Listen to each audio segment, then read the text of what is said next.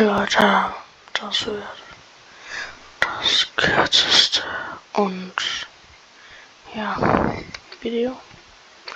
Ich werde mit YouTube auf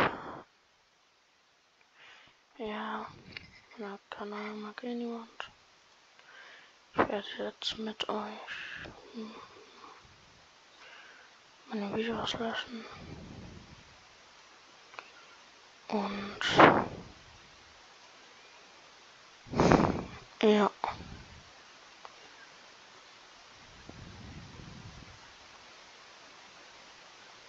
Video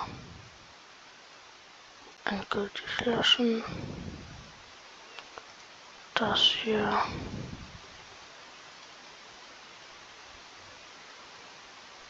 privat.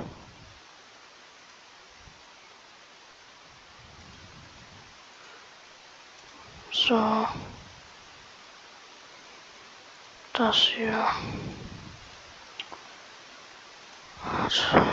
Wie macht man das?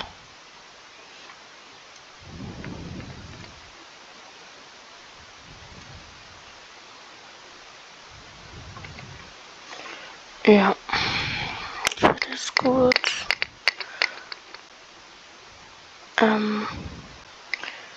Oder wenn du auf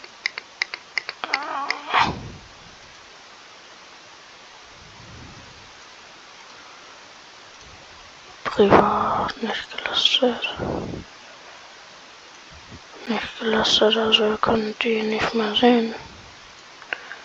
Das einzigste Video, was ich jetzt noch habe, ist dieses und meine Shorts.